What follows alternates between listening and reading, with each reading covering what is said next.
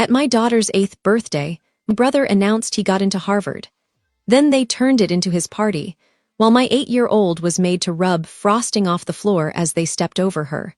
I didn't shout, but the next morning they found this on the table and went pale. They tell you kids remember the big things. The first day of school, the first time they ride a bike, the first time someone breaks their heart and you can't fix it with a bandaid and a cartoon. I used to think birthdays were the safe kind of big thing, the kind you can control if you try hard enough. Balloons, cake, a cheap plastic crown that somehow becomes sacred. One day where the world is supposed to look at your kid and say, you matter. My daughter Emma had been counting down to turning 8 like it was a space launch. She didn't want a circus. She didn't want a crowd. She wanted it simple. Her best friend Zoe, and family. And a day that didn't get swallowed by someone else's noise. I built the whole afternoon around that. The living room looked like a pastel storm had moved in and decided to rent. Streamers, balloons, a banner that said, Happy 8th birthday, Emma. The cake on the counter is like a promise. Vanilla with strawberry filling, pink frosting, her name spelled out in fancy letters. By noon, people started trickling in. Not a flood, just the usual handful of relatives who show up for family obligations and free cake. My aunt arrived first, the one who always smells like perfume and opinions. She kissed Emma's cheek and said, 8 already, like Emma had personally sped up time to inconvenience her. My uncle followed, holding a gift bag and looking around my house the way people look at hotel rooms. Curious, evaluating, like they're deciding whether the mattress is worth the price. A couple cousins came, too, smiling, chatting, doing the social script. One of them immediately started filming little clips of Emma opening presents. Not malicious, just modern. Like childhood is only real if it gets archived. Mom and Dad were there, of course. They live with us. They were in their usual mode. Mom fluttering around like she was the host of a daytime show, Dad planted in a chair with I'm here, therefore I'm helpful posture. My brother Ethan was there too, lounging like he belonged to the house in the same way a cat belongs to a windowsill. Comfortable, certain, waiting for attention without technically asking for it. Zoe arrived with her mother. Zoe and Emma disappeared into the orbit of each other immediately, as if gravity did the introductions. For a while, it worked. Emma was bright-eyed, bouncing between guests and the cake table, keeping one hand on her crown like it might blow away. She was so careful with her happiness it made me ache. When it was time, I carried the cake into the living room. Candles ready, lighter in my hand. Emma and Zoe sat on the couch, knees tucked under them, waiting like this was the main event. This was the moment, and then Ethan stood up. Before we do that, he said, not loud at first, just enough to cut through the room. I felt my stomach drop because I know that tone. I'm about to redirect the spotlight tone. The tone that comes from someone who's never been told no and has no reason to start believing in it now. Mom and Dad's faces were already set. Smiling, ready, like they'd been rehearsing. Ethan held up his phone like evidence. I got into Harvard. The room erupted the way it always does when Ethan says something. People clapped. My aunt gasped. Someone actually squealed. Dad slapped Ethan's back and said, that's my boy. Like Ethan had just carried a wounded soldier off a battlefield. And then Mom produced a second cake. A real one, not a last-minute grocery store sheet cake. White frosting. Crimson letters. Congrats, Ethan. Dad pulled out a banner. Harvard colors, stars, his name. It unfurled right over the edge of Emma's decorations, like it had been waiting to replace them. It was so planned it was almost impressive if it hadn't been happening on my child's birthday. Emma's face shifted. Not a tantrum, not dramatic. Just quiet. I was still holding the lighter. Emma's candles were still unlit. Around Ethan, adults swarmed. When do you leave? Did you apply early? What are you studying? You must be so proud, someone told my mother, as if Emma didn't exist 6 feet away in a crown. Ethan stood in the middle of it, soaking it up, smiling that easy smile people get when praise has never been rationed. And then the front door opened again. More voices, louder, younger. Ethan's friends poured into my living room like they'd been invited personally by the concept of Harvard. One of them came in carrying a speaker. Another had a paper bag that clinked, and the sound made my jaw tighten, because no good decision has ever announced itself with clinking glass at a child's party. Harvard man, someone yelled. Music started, bass heavy. Too loud for a living room with balloons and an 8-year-old. Cups appeared, bottles appeared. Somebody popped something open with that sharp hiss that does not belong next to pink frosting. And my parents? Let it happen. Mom laughed, actually laughed and waved her hand like she was blessing a ceremony. Let them celebrate. It's Harvard. Emma's cake got nudged aside to make room for drinks. My table became Ethan's congratulatory bar. The room was moving around him like he had his own weather system. Somebody, an aunt, one of the cousins, someone who had already mentally reassigned me to help her, asked, "Natalie, can you grab more plates?" I looked at Emma. Her shoulders had dropped. Her crown had tilted. She was staring at the unlit candles like she was trying to understand why the room had forgotten the script. I didn't want to start shouting. Not in front of her, not in front of Zoe. So I nodded, like a trained animal. "Sure," I said. I walked into the kitchen because it was either that or break something. The music thumped through the walls. Laughter rose and fell. I grabbed the plates, stared at them for a second, and took a breath. Don't make it worse for Emma, I told myself. Don't turn her birthday into a fight she'll remember. I picked up the stack and walked back in, and that's when I saw it. Emma's cake was on the floor, not the whole thing, but enough. Pink frosting smeared across the hardwood like someone had wiped paint. And Emma was on her knees. On her knees, in her birthday dress, crown still on her head, rubbing frosting off the floor with a paper towel like she'd been assigned the job. Her hands were shaking. Her mouth was tight. Her eyes were wet in that way kids get when they're trying not to embarrass themselves by crying. Adults stepped around her like she was furniture. Her. I stopped so hard my breath caught. "Emma," I said, and my voice came out too soft, like I didn't want to scare her. She looked up at me, tears clinging to her lashes. "They told me to clean it," she whispered. Behind her, someone chuckled. A voice said, bright and casual, "It's good for kids. Teaches responsibility." I stared at the adults standing over my child. My parents chatting nearby like this was normal, Ethan's friends holding drinks like they were at a tailgate, and something inside me went quiet, not calm, not forgiving, just done. I put the plates down. I crouched next to Emma, took the paper towel out of her hand, and wiped the frosting myself in one slow swipe. "No," I said, not loud but firm, "not you." Emma's chin quivered. She tried to hold it in and couldn't. I helped her stand, wiped her hands, pulled her into me. "Come on," I said softly. "You and Zoe." Bedroom. Zoe followed without a word. Her mother hovered at the edge of the room looking like she wanted to say something and couldn't find a polite version. In Emma's room, the girls sat on the bed silent like someone had stolen the language out of them. I tried to salvage a fragment.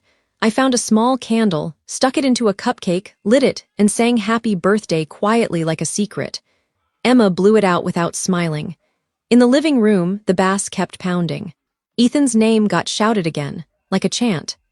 Zoe's mother appeared in the doorway, her face tight in that careful, diplomatic way adults get when they're trying not to insult someone's family while actively witnessing them behave like trash. "Hey," she said softly, "I think we should go. It's getting a little intense." It was early afternoon, but I understood. This wasn't about time. This was about safety. Zoe looked confused. Emma's eyes filled again. Then Zoe and her mother left. Emma watched the door close and something inside her cracked. "I don't have anyone," she whispered. "You have me," I said immediately, pulling her into my chest. She cried into my shirt like she was trying to fold herself back into safety. I held her until the shaking stopped. When she finally fell into an exhausted sleep, I tucked her in and left her room like I was walking out of a hospital. The house was still loud, still celebrating. I walked into the living room and tried, twice, to get anyone's attention, to say something, to demand something. Nobody cared. I got waved off with laughter and "Don't be dramatic," and it's Harvard, and one particularly smug, "Don't be a party pooper." So I walked away. I didn't shout. Not then. But the next morning, they found something on the kitchen table and went pale. It would be easier if I could say that night came out of nowhere, that Ethan was usually respectful, that my parents were usually normal grandparents, that this was a freak event caused by excitement and bad judgment. But nothing in my life with them has ever been a freak event. It's always been a pattern, a long, exhausting pattern where the rules bend for Ethan and snap for me. Ethan is 8 years younger than I am, which means when he was born, I was old enough to remember exactly what life looked like before him and how fast it changed after. I don't have a dramatic story of being screamed at or locked in closets. It was quieter than that. It was the look my mom got when she thought I couldn't see it. That flash of, you again, when I needed something. I was the accident, the interruption, the reason my parents had to settle down earlier than they wanted. They never said it out loud in one clean sentence. They didn't have to. Kids are excellent at reading. Then Ethan came along, and suddenly my parents acted like babies were the best thing they'd ever invented. They were excited. They were proud. They were affectionate in a way that always felt slightly theatrical, like they wanted an audience. And because I was 8, and because adults love turning oldest daughters into unpaid employees, I became part of the Ethan support team. Watch him for a minute, my mom would say, and the minute would become hours. Be patient, my dad would say. You're older. I changed diapers before I learned long division. I made snacks. I watched cartoons I hated because Ethan liked them. I learned early that the easiest way to survive was to be useful. In school, I did well. Really well. Almost straight A's without trying to be flashy about it. I liked learning. I liked the feeling of being good at something that was mine. I talked about college like it was a door I could walk through. My parents treated that door like a trap. College is expensive, Mom would say. It's a waste of money. Dad would shrug like education was a hobby. Be practical. You'll end up in debt. And because I was a teenager who wanted approval, I tried to fit inside the version of life they approved of.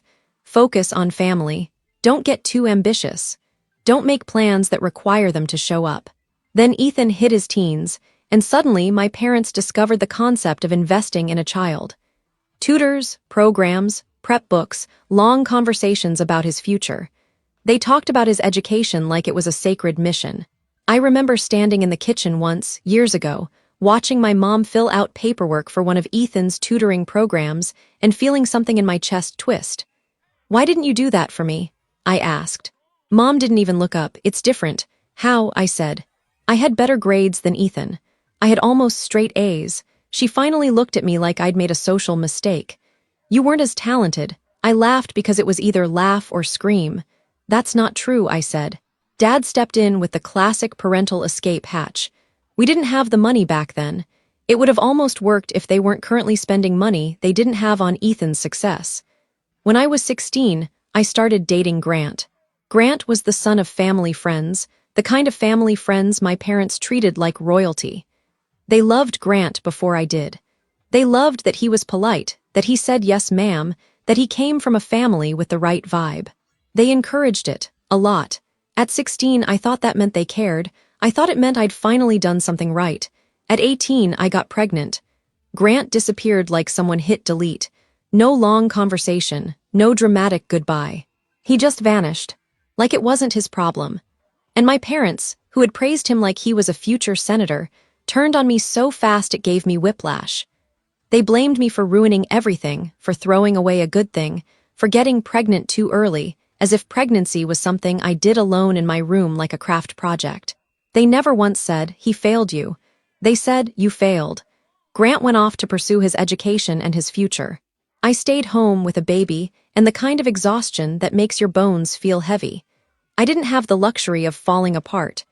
I had a child who needed food and diapers and a mother who didn't collapse. So I ground my way through it. I was good with computers, always had been. I taught myself things late at night while Emma slept. I took work I could do from home. I did tasks, projects, whatever came my way. There were nights I worked until sunrise with one ear tuned to Emma's breathing, terrified she'd wake up and I'd have nothing left to give. Eventually, it started to work. Not rich work, not influencer work, just stable. Stable enough to breathe. Stable enough to stop begging life for mercy. Stable enough to buy a house. Years later, my parents' business went under. I never got a clean explanation. Just vague talk about bad luck and hard times and decisions that somehow happened to them, not because of them. They needed somewhere to go. It was supposed to be temporary. Ethan was underage then. He came too. 2 years passed. They never left. They didn't contribute. Not rent, not bills, not groceries. They settled in like my home was an extension of their entitlement. And somewhere along the way, the expectation quietly formed. I would pay for Ethan's future the way I'd always been expected to. Tuition, deposits, housing, whatever university required. Because I had money now, because I was family, because Ethan was the investment. So when I watched Emma on her knees cleaning frosting off the floor, it didn't feel like one ruined birthday. It felt like a warning. Emma didn't sleep that night. Not really. She lay in her bed staring at the dark, eyes open, body still, like she'd become a statue. I sat on the edge of her mattress and tried to offer her solutions because that's what adults do when kids hurt. We want to fix it fast. We want to erase the pain so we don't have to sit in it. We can celebrate again, I said softly. We can do something special. I can book something. Emma turned her face away. No, she whispered like the word cost her. It wouldn't be the same, I said, trying to sound calm, even though my chest felt like it was being squeezed. She didn't answer. She just blinked slowly, the way people do when they're trying not to cry. After a long silence, she said, "Can I just be alone?" My throat tightened. "Yeah," I said, "of course." I stood, smoothed her blanket, kissed her forehead. She didn't move. I walked out of her room and closed the door gently. In the hallway, the house felt different. Not loud anymore, but not peaceful either, like the air had been poisoned and was waiting to settle. I went into my room and sat on the bed for a minute, hands in my lap, staring at the wall like it might tell me what to do next. Then Emma's voice echoed in my head, small, quiet, honest. "They don't care about me." I hadn't taught her those words. She'd learned them by watching. And that was the part that snapped something in me. Not anger exactly, something colder, something sharper. I went to my computer. The printer word in the quiet like it was the only honest sound in the house. I printed 3 notices, neat, clear, 30 days, Mom, Dad, Ethan. I stacked them carefully, placed them on the kitchen table like I was setting out place cards for a dinner party. Then I went back to my room, shut the door, and lay in bed staring at the ceiling until sleep finally took me. Sometime in the morning, I woke up to shouting. Not the muffled kind, the full-volume kind, Mom's voice, sharp and high, Dad's lower rumble, Ethan's angry edge. I lay there for a second listening, and I hated the feeling that rose in my chest. Satisfaction. Not joy, not pride, just a small, guilty sense of finally. Then someone banged on my door. Natalie. Mom hissed, like she was trying to keep her rage from waking the whole house and failing. I opened the door. Mom was standing there waving paper in her hand. Dad loomed behind her, jaw tight. Ethan stood a little back, eyes wide like he couldn't decide if he was furious or scared. "What is this?" Mom snapped. I looked at the paper, then at her face. "Keep your voice down," I said evenly. "Emma's sleeping." Mom's eyes flashed. "Are you serious right now?" "Yes," I said. "I'm serious right now." Dad stepped forward. "You can't be serious about this." Mom shoved the paper toward me. "You're kicking your family out?" I held her gaze. "Emma is my family." Ethan made a sound like a laugh, but it came out wrong. "This is insane." Mom's voice shook. "We live here. Where are we supposed to go?" I didn't raise my voice. I didn't have to. Calm is louder than screaming when someone is expecting you to fold. "This is my house," I said, "and Emma's house. You're going to live somewhere else." Mom stared at me like she was waiting for me to blink and apologize. Dad tried a different angle. "Is this about last night?" "Natalie, it was a celebration. It was my daughter's birthday," I said. Ethan scoffed. "Oh, wow. You're really doing this because of a party." I didn't flinch. Emma cried herself to sleep. Mom's mouth tightened. "You're jealous," she said. And it was almost funny how fast she reached for that. "You're jealous because Ethan is successful." I let out a short laugh that wasn't happy. My 8-year-old was on her knees cleaning frosting off the floor while people stepped over her, I said. "And you want to talk to me about jealousy?" Mom opened her mouth, then snapped it shut, then opened it again like she was buffering. "It's frosting," she spat finally. "It was her birthday," I said back. Ethan stepped forward. "She only had one friend over," he said, voice rising. "It wasn't even a real party. You're making a big deal out of nothing." Dad nodded like that made sense. "Birthdays happen every year," he added, like he was offering wisdom. "And Harvard happens once," Mom finishes triumphantly. I stared at them, and the bleakness of it almost made me dizzy. "You could have celebrated any other day," I said quietly. "Any day. You chose hers." Mom's face reddened. "You're overreacting." I didn't argue. I didn't list every time they'd chosen Ethan. I didn't unpack the whole history in the hallway like a suitcase. I just pointed at the paper in her hand. "You have 30 days," I said, "all 3 of you." Mom's eyes went wild. "You can't do this." "I can," I said, "and I am." Dad tried to step into the doorway like he could physically block reality. "Come on, we're family." I held his gaze, then act like it. Then Emma stepped out, hair messy, face pale. "What's going on?" she asked, voice small. I turned instantly, my face softening like flipping a switch. "Nothing, baby," I said. "Everything's okay." Emma blinked at the angry adults, then looked at me. Her eyes asked a question she didn't have words for. I walked to her, knelt, and smoothed her hair back. "We're just talking," I said gently. "Go back to bed, okay?" She nodded slowly and disappeared back into her room. I stood, turned back to them, and repeated, steady and clear, 30 days. Something shifted. I saw it in their faces. The moment they realized I wasn't bluffing, that this wasn't a tantrum I'd apologize for later. Mom's mouth tightened. Dad looked away. Ethan's eyes hardened. They retreated without another word.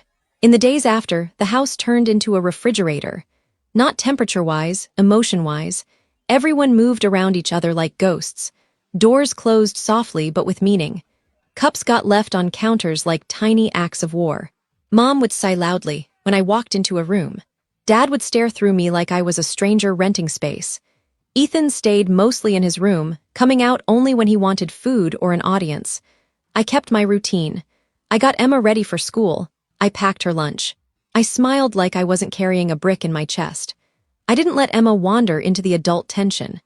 If she asked questions, I answered with calm, age-appropriate truth, and then redirected her to homework or cartoons or Zoe's latest dramatic playground story. In quiet moments, I started planning a redo birthday. Something real, something safe, something that belonged to Emma, not to Ethan's ego. Then the call started. Relatives I barely spoke to suddenly had my number. "You're kicking your family out?" One aunt demanded like she'd caught me committing a crime. "You're making them homeless," someone else said. "How could you?" I didn't argue. I just told the truth. I described Emma's face, the frosting, the booze, and the loud music, and my 8-year-old scrubbing the floor like she was staff. The line went quiet. "Oh," someone said finally. Smaller, less righteous. And after that, the calls changed tone. People didn't apologize exactly, but the outrage drained out of them like someone pulled a plug. It was amazing how quickly family loyalty turned into awkward silence once the story involved an actual child. A week into the Cold War, I thought maybe that was the worst of it. Then there was another knock at my door. Mom and Dad stood there, tight-faced, eyes sharp. Dad spoke first, voice strained. "What happened to the money?" I stared at him. "What money?" Mom's hands were shaking. "We tried to make the payment." She snapped the tuition deposit, housing deposit. "We can even log in." It was gone.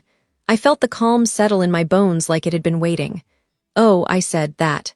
Mom's eyes widened. "Natalie, don't play games." I didn't. "That was my money," I said plainly. Dad's jaw clenched. "You said you'd help." "I was considering it," I said. "Before you turned my daughter's birthday into a Harvard keg pregame." Mom's face twisted.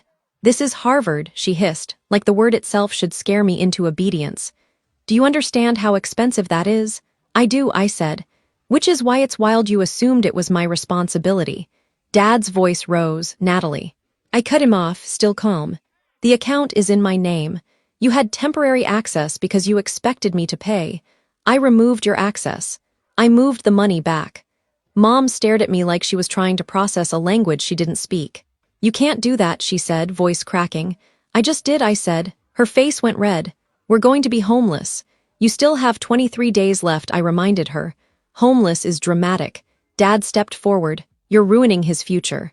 "No," I said, "I'm refusing to fund it." Mom's voice went shrill. "He's your brother, and Emma is my daughter," I said, and my voice finally sharpened. "You made it very clear which one of those matters to you." They stared at me like I'd slapped them. "You can't do this to an 18-year-old, Dad said. "He can get loans," I said. "He can work. He can apply for scholarships. He can figure it out." Mom's mouth fell open. "Figure it out? He shouldn't have to." I almost laughed. "Funny, that's what you told me." They stormed away in fury, slamming doors like punctuation. Emma was at school, thankfully. She didn't have to watch that one. That evening, Ethan came home. He didn't swagger. He didn't smirk. He looked shaken, like someone had unplugged the world he thought was guaranteed. He stood in the kitchen, hands in his hoodie pocket, eyes flicking toward me like he was nervous. "Hey," he said. I didn't respond right away. I just kept washing a mug slowly, like I had all the time in the world. Ethan cleared his throat. Mom and Dad said to you, took the money. I did, I said. He swallowed. Natalie, I'm 18. How am I supposed to pay for college? I looked at him, really looked. For the first time in his life, Ethan looked scared.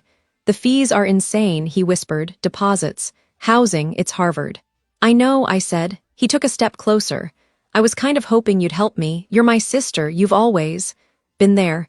There was something almost tender in the way he said it, like he believed it. Like my role in his life was a natural law. He rushed on, softer now, and look, the party. I get it was messed up. It was my parents. They organized it, they pushed it, I didn't think. I mean, it's a kid's birthday, I know, that was. Yeah, he looked down, people make mistakes. I didn't yell, I didn't punish him with a speech. I didn't even say I forgave him or didn't forgive him. I just said simply, I'm not paying. Ethan's face fell. But you can get a job, I said, part-time. You can apply for aid, scholarships, loans. You can figure it out. He stared at me like I'd suggested he climb Everest barefoot. I've never, he started, then stopped. I know, I said quietly. His voice cracked just a little. You're really doing this? Yes, I said. He stood there, frozen, like he was waiting for the punchline. There wasn't one. Finally, he backed away. Okay, he muttered. Then he left the kitchen with the kind of slow, defeated walk that makes you realize how much a person has always been carried. A few days later, Mom and Dad came at me with what they thought was the final weapon. The ultimatum. Mom stood in the hallway, arms crossed, eyes hard. We can figure out living arrangements, she said stiffly, like she was offering a compromise she didn't mean. If that's your issue, Dad nodded. We'll leave if you want. We'll work something out. Then Mom leaned forward, voice low and sharp, but you have to pay for Ethan. There it was, clean, clear, please do not modify it, please do not modify it. Have to, if you don't, she said, lips curling, then we're done. We're not your parents anymore. We want nothing to do with you. I stared at her. And the strangest thing happened. I didn't feel panic. I felt clarity. Because right then, in that one sentence, she proved exactly what Emma had whispered the night of her birthday. They didn't care about their granddaughter enough to protect her. They cared about their son's status enough to sacrifice anyone. I nodded slowly. Okay, I said. Mom blinked. Okay, I'm not paying, I said. And if cutting me off is what you need to do to feel righteous about it, go ahead. Dad's face tightened. Natalie. No, I said, calm again, I'm done. Mom stared at me like she expected me to collapse. I didn't. And somewhere behind her, in the quiet of the house, I imagined Emma's crown slipping off her head and being replaced by something better. Safety. A year later, Emma turned 9. We did a small birthday at home. Cake, candles, a few kids, the people who actually show up. Emma was happy, I was calm. The house felt like ours again. That's the update on us. Now the part everyone asks about. I haven't spoken to my parents since the day they left, but I still have cousins. And cousins love two things, group chats and disaster updates. From what I've heard, my parents ended up in a cheap rental across town, the kind with thin walls, bad carpet, and neighbors who also have temporary setbacks. They went back to work, both of them.